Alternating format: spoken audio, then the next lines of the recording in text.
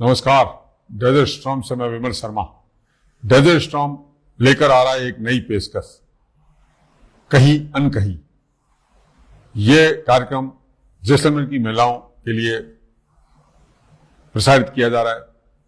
इस कार्यक्रम में महिलाओं द्वारा कहीं अनकहीं के माध्यम से अपनी बात, महिलाओं के सशक्तिकरण के लिए अपनी बात रखेंगी, अपने जीवन की अनछुए पहलुओं को चर्चा करेगी। इनसे चर्चा करेगी हमारी एंकर योगिता सोनी, और हर रविवार को ये दोपहर 2:30 बजे के लगभग प्रसारित किया जाएगा। इसे देखना ना भूलें। बहाना ढूंढते हैं रोने का, हमें क्या शौक है आस्तीन भिगोने का। अगर पलकों पर है मोती तो ये काफ़ी नहीं, हुनर भी चाहिए अल्फाज में पिरोने का। नमस्कार, मैं हूँ योगिता सोनी और आप देख रहे हैं डेजर्ट स्टॉर्म न्यूज़ का कार्यक्रम कहीं अनकहीं। आज की जो हमारी गेस्ट है वो अब तक की हमारी सबसे छोटी गेस्ट है। तो आइए मिलते हैं और क्यों हमने एज अ गेस्ट बुलाया है ये भी जानते हैं। विदुषी शर्मा। नमस्कार विदुषी जी। नमस्कार। बहुत बहुत स्वागत है आपका। धन्यवाद। सबसे पहले तो आपका यही अचीवमेंट है कि आप यहाँ की हमारी सबसे छोटी गेस्ट हैं। अब तक जो भी आई हैं वो आपसे बड़ी ही रही हैं। बहुत बहुत आभार आपका जो आपने मुझे बुलाया, इस काबिल समझा। तब हम व्यूअर्स को बताएं कि हमने क्यों इन्हें एज अ गेस्ट बुलाया है, कि इतनी छोटी उम्र में ही भी इन्होंने एक अपनी अच्छी पहचान बना ली है, एक कवयित्री के तौर पर अगर कहें, या गायिका के तौर पर इन्होंने अपनी काफ़ी अच्छी पहचान बना ली है। तो इस राह पे अभी तो आपकी उम्र एजुकेशन की है, पढ़ाई की है, तो इतनी जल्दी आप गायिका के तौर पे किस तरह से? मैंने कभी पढ़ाई छोड़ी नहीं, और ऐसा कहते हैं जैसे हम खाना खाना नहीं भूलते हैं, जैसे हम पानी साथ में पीना, ऐसा हम मैनेज करके नहीं चलते ना, तो वैसे ही म्यूज़िक मेरे साथ अपने आप चलता है। मतलब उसको मुझे अलग से सोचना नहीं पड़ता कि इसके लिए कैसे टाइम निकालूं पढ़ाई के साथ। और बचपन से ही मुझे गाने का और संगीत में हमेशा से रुचि रही है। ऐसा कुछ मतलब था नहीं कि मैं फर्स्ट टाइम ऐसा कुछ करने का सोच रही थी। तो बचपन से ही यही माहौल देखा घर में कि सबको गाना गाते, रियाज़ करते, भजन कीर्तन, तो हमेशा से था कि हाँ मुझे भी ये करना है और इसमें खुद का कुछ अलग करना है। तो इसमें मैंने इसको टेक्निकल वे से आज के टाइम में जैसलमेर में मैंने इसको करना शुरू किया, और बस उसको एज अ स्टूडियो। आपने गायिका की बात की, तो आपकी उम्र में जो ना आजकल तो रैप म्यूज़िक चल रहा है, आजकल वेस्टर्न म्यूज़िक चल रहा है, उसमें भजन कीर्तन आपका रुझान होना वो किस तरह से है? जैसे कि आपने कहा ना कि अभी रैप चल रहा है और ये सब, तो इन सब के ज़माने में ना हम पुराने जो तौर तरीके थे, उन्हें पुराना जो संगीत का तरीका था उसे हम कहीं ना कहीं पीछे छोड़ के आ रहे हैं जी। तो मैंने हमारे थोड़े टाइम पहले याद से हमें किसी को भेजना था, किसी ने कहा कि ये वाला भजन है ना जो जैसलमेर का, हमें काफ़ी ज़्यादा पसंद है, तो वो हमें कहाँ से मिलेगा। तो मैंने भी यूट्यूब पे खोजना शुरू किया तो मुझे नहीं मिला। तो उस टाइम में मैं ये सब सीख रही थी कि म्यूज़िक कैसे बनता है जी। तो मुझे ये आइडिया आया कि जब हमें भगवान ने इतनी अच्छी एक गाने की दी है, हमें गॉड गिफ्ट है सिंगिंग, तो क्यों ना हम इसी जो पुरानी दादियाँ नानियों का तरीका था गाने का उसे आगे लाएं। मांड का जो एक मांड राग, जैसे राजस्थान में काफ़ी सारे तरीके के जगहें हैं, क्षेत्र है, मारवाड़ है, मेवाड़ है, वैसे ही जैसलमेर जिस क्षेत्र में आता है उसे कहते हैं मांड क्षेत्र। मांड क्षेत्र। तो मांड क्षेत्र की अपनी एक अलग राग रही है जी। कहते हैं कि लोग जब यहाँ से गुजरते थे ना, तो जब औरतें घर में घरेलू काम कर रही होती थी तो वो जब गुनगुनाती थी ना, तो लोग रुक जाते थे उन्हें सुनने के लिए, इतना मीठा होता था वो मांड राग में जब वो गाती थी। तो उसे हमें वापस लोगों के लिए लाना है, उसे थोड़ा टेक्नोलॉजी के साथ आज के तरीके से हम लोगों के आगे लाने का, पेश करने का ट्राई कर रहे हैं। तो इन सब में आपको YouTube की राह का कैसे समझ में आया? क्योंकि अभी तक तो मतलब आपकी एज में लोग शॉर्ट्स वीडियो में ही इंटरेस्टेड रहते हैं, छोटे छोटे गाने ले लिए, स्टेप कर लिए, या कुछ भी छोटा मोटा करके शॉर्ट वीडियो बना लिए। आपका YouTube चैनल भी है एक? हाँ, मेरा जैसलमेर स्टूडियो नाम से YouTube चैनल है। तो हुआ ये था कि 10th के बाद छुट्टियां थी, तो छुट्टियों में अब सबको ऐसा होता है ना कुछ नया करना है। तो उस टाइम में पापा ने काफ़ी सारे सॉन्ग्स एंड ऑल रिकॉर्ड करके रखे थे, पर हमें उस टाइम अच्छा प्लेटफॉर्म नहीं मिल रहा था। उस टाइम में टेक्नोलॉजी इतनी नहीं थी, जैसे आज के टाइम हर कोई यूट्यूब कर रहा है, तो उस टाइम में इतने लोग नहीं थे। तो धीरे धीरे यही खोज कर रही थी और समझ में आया कि आप यूट्यूब पे हमें गाने डालने चाहिए, क्या पता लोगों को पसंद आ जाए। और यही हुआ।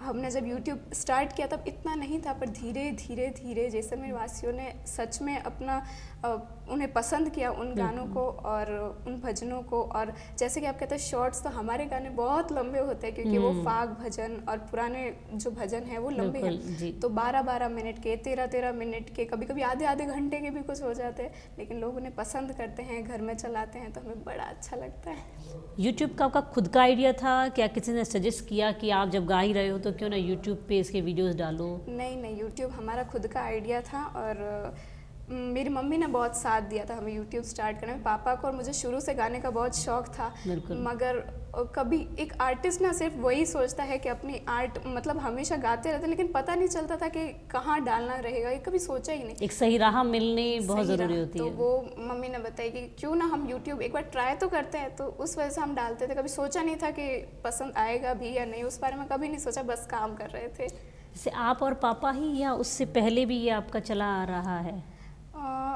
मैं कवि तेज की पढ़ पोती हूँ जी। तो कवि तेज एक राष्ट्रीय कवि थे जी। और स्वराज बावनी की रचना की थी उन्होंने, जिसे सुन के गांधी जी को भी स्वराज बावनी बहुत पसंद आई थी जी। उस समय में। और रम्मत जो यहाँ का लोक नाटक है वो भी उन्हीं के द्वारा रचित है। और आईनाथ अड़तालिसा, ऐसे काफ़ी भजन हैं और ऐसे काफ़ी उनकी राइटिंग्स है जो अब तक दुनिया में इतनी ज़्यादा फेमस नहीं हुई थी इंडिया वगैरह, लेकिन जो भजन है लक्ष्मीनाथ जी के और स्वांग्या माऊ के, तो जो माँ स्वांग्या है यहाँ की, वो काफ़ी सारे इन्हीं के द्वारा लिखे गए हैं जी। मतलब हाँ, कहीं ना कहीं से कि पुरखों से पीढ़ी दर पीढ़ी चली आती है, गॉड गिफ्ट उस वहीं से है अभी तक आपका। तो इस गॉड गिफ्ट को अपनी स्टडी के साथ कैसे मैनेज करते हो? वही मैंने या स्टडी के कॉम्प्रोमाइज़ करना पड़ता है? बिल्कुल नहीं, मैंने स्टडीज़ के साथ कभी कॉम्प्रोमाइज़ नहीं किया है। और मतलब कभी कभी होता है कि हार्ड हो जाता था, जैसे एग्ज़ाम्स होते थे, जैसे कि मैंने बोला मैं 11th से ये चीज़ को कर रही हूँ, तो कभी कभी एग्ज़ाम्स टाइम में भी मुझे गाने बनाने होते थे। तो मुझे याद है मैं 3 बजे सोती थी, फिर से सुबह 7 बजे उठना पड़ता था, 3 बजे म्यूज़िक कंप्लीट करके सोती थी, क्योंकि ये सब काम ना शोर नहीं होना चाहिए इन सब काम में। तो जब सब लोग सो जाते थे तब हमारा काम शुरू होता था, तो वो 3 बज जाते थे सोने में, और सुबह एग्ज़ाम के टाइम में वापस सुबह 7 बजे उठ के और मुझे एग्ज़ाम देने जाना होता था। लेकिन ये सब अपने आप हो जाता था, अगर आपकी किसी चीज़ के प्रति रुचि है तो वो हो जाएगा। मेहनत भी अपने आप ही निकल आती है। बिल्कुल, मेहनत नहीं करनी पड़ती आपको उस चीज़ में। तो फिर इसके लिए कंपोजिंग वगैरह या फिर म्यूज़िक कहीं से लेते हो आप, या उसको भी खुद कंपोज है, किस तरह से आपका? म्यूज़िक हमारा पूरा, जैसे मेरे पापा लिरिक्स लिखते हैं और कंपोजिंग भी हमारी होती है। म्यूज़िक जो पूरा टेक्निक से प्रॉपर एक जैसे बॉलीवुड वगैरह में म्यूज़िक बनता है वैसे ही हम लोग म्यूज़िक बनाते हैं। मैं खुद म्यूज़िक बनाती हूँ और हम इसे आवाज़ देते हैं, चाहे तो मैं चाहे मेरे पापा, हम दोनों में से कोई भी। और साथ में इसका ऑडियो रिकॉर्डिंग और म्यूज़िक की रिकॉर्डिंग और साथ में इसका मिक्सिंग और मास्टरिंग भी होती है। जो पूरे तरीके से एक सॉन्ग तैयार करना वो पूरा हमारे ही द्वारा होता है, जो जैसलमेर में शायद फर्स्ट है हम लोग जो पूरा एक प्रोडक्शन हाउस चला रहे हैं जैसलमेर में। बहुत सारी चीज़ें पहली है आपकी। बिल्कुल उसके लिए आपको बधाई भाई, धन्यवाद। इन फ्यूचर आप अपना फ्यूचर स्टडी में देखती हैं या इसी फील्ड में?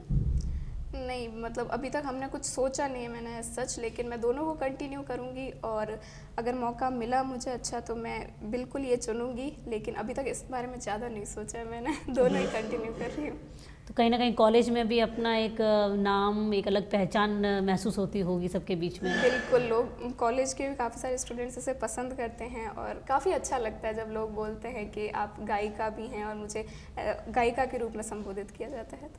डांस में भी रुचि है या सिर्फ गायिका का ही?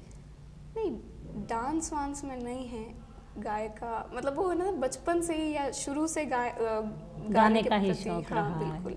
वैसे आपने कहीं ना कहीं अपने नाम को चरितार्थ कर दिया है। विद्वान का स्त्रीलिंग शब्द होता है विदुषी, तो आपने अपने नाम को चरितार्थ कर दिया और अपने पेरेंट्स को भी काफ़ी प्राउड फील करवा रही हैं। धन्यवाद। अब मैं आपसे ये तो कहने से रही कि आप लेडीज़ को एक मैसेज दीजिए। आप अपने टीन एज के जो आपकी एज के जो होते हैं बच्चे जो सिर्फ स्टडी का टारगेट लेते हैं, जैसे क्या बनना है कि डॉक्टर बनना है, इंजीनियर बनना है, इन 2 ऑप्शन में ही उलझे रहते हैं, उन्हें आप क्या मैसेज देना चाहेंगे? मैं एक यही चीज़ बोलना चाहूँगी कि आज का जो कॉम्पिटिटिव वर्ल्ड है, ठीक है, उसके अंदर आप एक ही चीज़ के साथ सर्वाइव नहीं कर सकते इस दुनिया में। आपको ना पढ़ाई में अच्छा होना ज़रूरी है, मगर एक ना एक अपना साइड में ऐसी चीज़ लेके चलिए, चाहे तो म्यूज़िक हो गया, चाहे डांस हो गया, चाहे आर्ट एंड क्राफ्ट, पेंटिंग, कुछ भी लेके चलिए, जिससे आपको लाइफ में ऐसा नहीं लगे कंपटीशन में कि मैं कहीं पीछे छूट रहा हूँ। क्योंकि ज़रूरी नहीं है ना कि हर इंसान डॉक्टर बनेगा, हर बिल्कुल। इंसान इंजीनियर बनेगा, और बन भी गए तो भी लाइफ में आपकी सार्थकता तभी आएगी जब आप कुछ और भी साथ में करते रहे। और अपने आपको ना मतलब ज़रूरी है ये सब चीज़ें आज के समय में, क्योंकि बहुत ही ज़्यादा फास्ट वर्ल्ड है।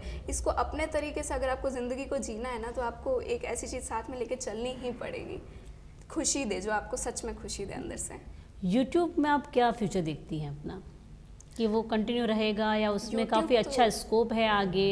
हाँ, यूट्यूब तो मैंने कभी सोचा ही नहीं छोड़ने का, बिल्कुल मुझे हमेशा कंटिन्यू करना है, क्योंकि मैं बहुत इंटरेस्टेड हूँ इस फील्ड में। ऐसा नहीं है कि मैं कभी भी छोड़ूंगी। सोशल मीडिया एक ऐसी चीज़ होगी ना, अब इसमें आप बहुत जल्दी ही आप 10 लोगों के बीच में अपनी पहचान बना लेते बिल्कुल, हैं। सोशल मीडिया आज के टाइम में बहुत ज़्यादा नेगेटिव तो हर चीज़ के एस्पेक्ट्स है, लेकिन बिल्कुल, ज़्यादा बिल्कुल। पॉजिटिव है।